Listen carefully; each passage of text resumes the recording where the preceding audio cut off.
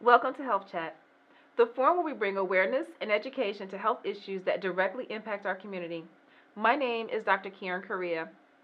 I have 26 years of clinical research experience, and during this time, I have developed a passion for addressing health disparities and health equity. In an effort to put my passion to action, I have created Health Chat. This program will feature guests sharing their experiences, their stories, in order to promote health and wellness. Today, I have a special guest, our daughter, Jahde Correa. Jade will be sharing and discussing with us how she had a health issue and how it impacted her career. Jade, before we get started, but just to get us started nice and early, if you could just tell us a little bit about yourself. Of course. So I'm 23. I come from a military family, so it's always kind of been in my culture. My dad is he was in the Army, and my mom was in the Air Force, so I've always been around military people and military bases and everything like that. Um, I was born I was born on in Honolulu, Hawaii, and then from there we moved to Maryland, where I spent most of my childhood growing up, and now I'm in Delaware. So I'm in college currently. I'm working on my bachelor's at Delaware State University studying public health, and I'm also in the Maryland Air National Guard as a public health technician as well. So I'm kind of trying to use that as a pathway to hopefully get a commission in the future. Um, and in my free time, I do like to paint. It's a kind of a hidden talent of mine, and it just resurfaced recently, and now I'm doing commissions for people. Awesome. So the Air National Guard. So we had the opportunity to share and discuss this before, and I was very interested in how that was something that you've always wanted to do, but it didn't happen right out of high school like you had planned. Kind of tell us a little about that. Okay, so like you said, it was always a goal of mine. I grew up with a military family, so it was always drilled in my head that that's what I wanted to do. I didn't know anything else. I didn't even know what I wanted to do in the Air Force, to be honest. And I did know that I wanted to go to college, but I didn't know what. So I kind of was going to use the Air Force as kind of like my trial and error, because you can always change jobs in the Air Force without, starting all the way over. And um, I was in high school, and that's when I experienced my injury. I was a student athlete, and I was playing basketball, and I tore my ACL. So that was a huge setback for me, like years of setting back. So yeah, ACL tears are no joke. So you tore your ACL, and that somehow derailed the whole going into the military. So what exactly were you told? What happened when you were going through that? I honestly didn't expect it to impact me as it to have an impact on me as much as it did, just because it did happen in my junior year of high school. Right. So, I was like, it's probably not that bad. I'll have a year or so to heal, and then I'll just continue on with my plans of joining. I was 17 when I graduated high school. So when that time came around, I was talking to recruiters like I'm supposed to, and they told me that I wasn't going to be able to join because of my injury. So it was very discouraging and scary, really, because I hadn't planned on doing anything else but the military. So when they told me that, it was Wow. kind of just really crushing. So what was interesting, I did a little bit of research, Mm-hmm. and I found out that 80% of the military walk-in recruits are turned down. Really? That's a big number. I was very surprised. So you're talking about 8 out of 10 people are declined or rejected, and a lot of it had to do with health issues. So which kind of goes really good with health chat and things of that nature. So what have you learned now? Have you experienced this with anyone else? Have you talked to people? Because I know sometimes when something happens to you, you then discuss it with other people. I know I've heard of a couple of people being denied because of health issues. I just didn't realize there was that many. But what has been your experience? That's a really big number. I actually didn't know that, but thinking back, I do know a lot of people and have a lot of friends that have pursued the military and Mm-hmm. were not able to get in for numerous reasons, whether that be weight or they have asthma or anything like that. So, I mean, I can kind of see it now. And then I almost was One of one those of those uh, statistics, a part part of of that that, 80%. yeah, part of that Mm-hmm. 80%. Right, right. Wow. So it seems like you had people telling you weren't gonna be able to get in, Mm-hmm. but you're in. So tell me, what did you do for that to happen? What you obviously overcame that barrier.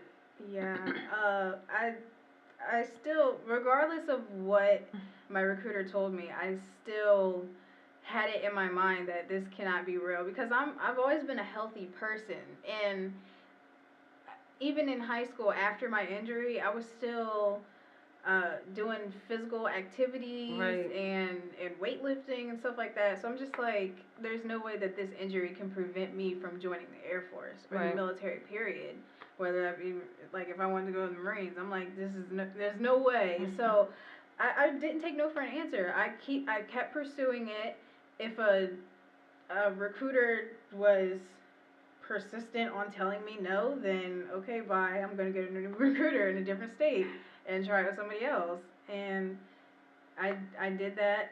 Went through 3 different recruiters, and over those 2 years, I eventually got a yes, and it wasn't even an easy yes. When I finally got my clearance from my doctor, it wasn't good enough to that recruiter that swore me in.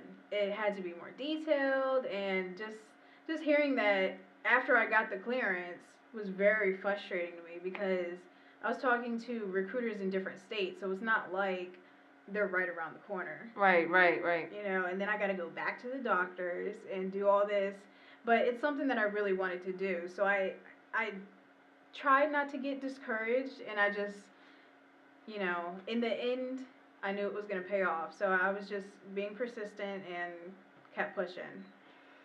Wow. Well, I want to thank you for sharing that with us because I'm sure there are people who might watch this who might, consider the military, or they have a family member or a child that is considering the military. So I definitely think there's obviously some lessons learned here, some nuggets that can be taken home or can be as a takeaway. So if you had 3 things that you could tell, the people that are watching this, what would they be? Well, the first piece of advice that I would give, definitely do your research. If you know that the military is what you want to do, or even if you think that it may be an option after you graduate, or even if you're a grown adult, don't always count on that. And I'm not trying to discourage anybody, but do your research on what may be disqualifying factors. Right. So a lot of people don't know, but if you have asthma, that's a disqualifying factor. You cannot join if you have it, no matter like if you've been exercising or don't use your inhaler that much. They're really strict now because I mean 80%. That's a really big number. Right, So right. you can only imagine how they're looking at these applicants, and pretty much like any little thing really. Right. And also be mindful of your actions, what you're doing now, how that's gonna affect you later. I think that's So really important. if you're out here like running the streets and getting arrested, fighting and stuff like that, they look at all that stuff. Like they dig really deep, and when you go through that clearance, they're in that room asking you everything. And I'm just like, why does it matter? But, why does it matter? But yes, they're asking a lot mindful. of questions. Yeah. I like what you said about your actions. Because some health issues you can't help. Some things you're born with, it's out of your control. Some health issues, I think not really they can truly be prevented, but maybe could be prevented. Because I'm sure during this time you learned a little bit about ACL injuries. What did you learn that you might want to share with another student, another athlete at this present time? And I'm not saying that this is going to be a definite you won't have an ACL tear or something because of this, but it's good to know some prevention measures in that. What would be some of the things that you learned over this process? Well, I definitely did get a chance to do my research, and I kind of didn't really have an option at that point because it was me in that situation. Right. So, if you're playing a sport or if you're just an active person, just do some research on how, like, what your susceptible to. So ACL tears specifically are more common in women, and it's just how our bodies are constructed. Uh, like I think women are 8 times more likely.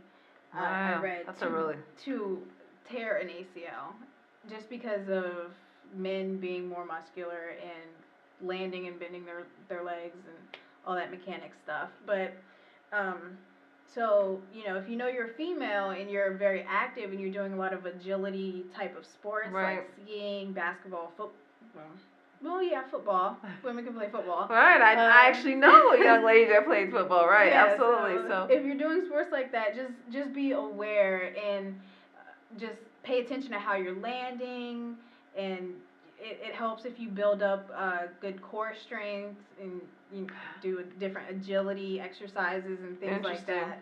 Yeah, I did learn. It was also very interesting. I always, talk to people about just the shoes that they're wearing and supports for if they're flat-footed, the arches and things of that nature. So and I think a lot of things like that they can ask their physicians when they go to get your annual physical. Just say, hey, I play this sport based on the way I'm constructed. Do you have any advice on things that I could do to prevent injuries? And another thing is talking to your coach. Your coaches are really, you should ask them about, specific injuries and letting them know you are trying to take care of yourself.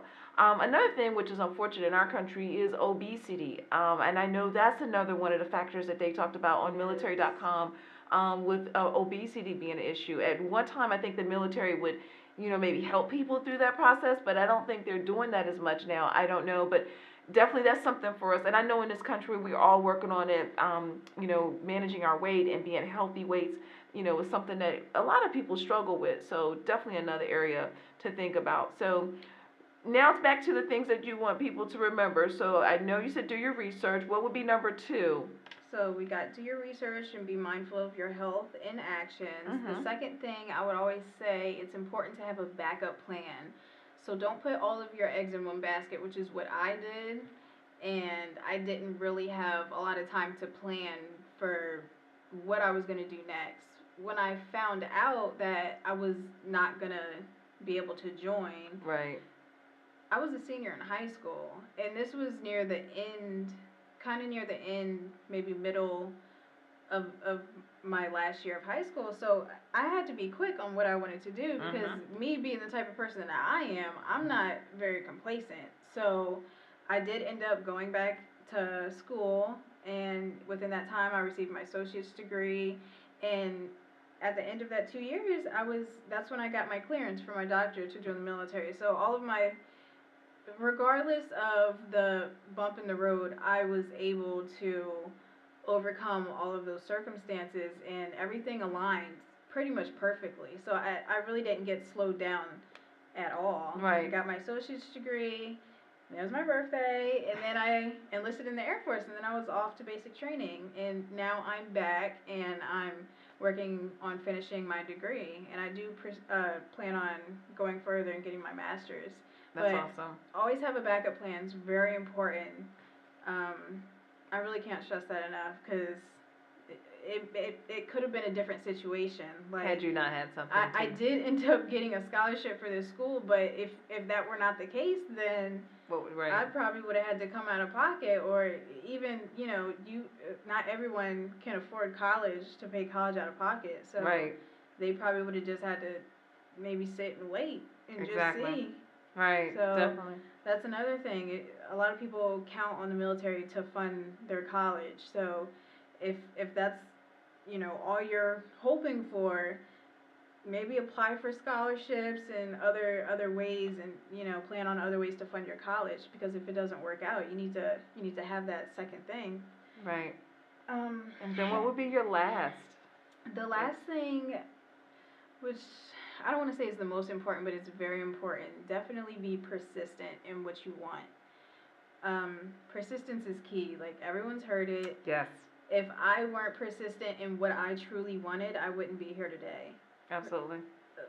I did not take no for an answer. And I'm not saying that with every circumstance. Obviously, if you have a disqualifying factor, like if you have scoliosis but I mean, if they say you're overweight, then go lose weight. Don't get discouraged and like, oh, they didn't accept me, I'm too big, or Right. even like an injury like this. If it's not something that is permanent or something that can't be fixed, then, and this doesn't even just apply to the military. It applies to everything. Like you can always make adjustments to Absolutely. to keep pushing and keep going. Right. And that's about being healthy and wellness. It's like knowing what you can do to prevent things, and then when it happens, what can you do to to increase your recovery and make things better.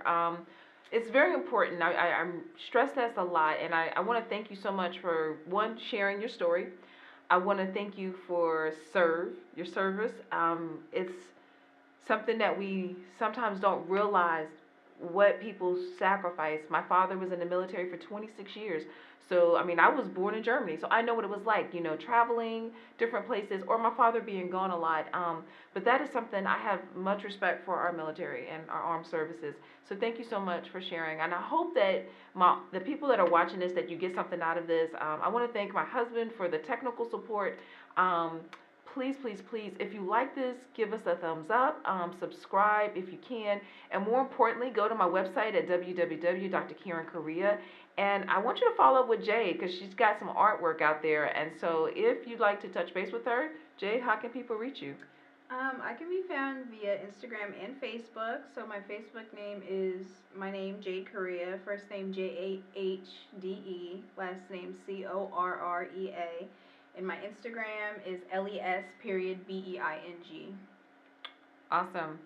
So, everyone, thank you so much. If you have suggestions on topics that you'd like to hear about, please email me, Karen at drkarencorrea.com, and I look forward to hearing your comments. And again, thank you so much for chiming in.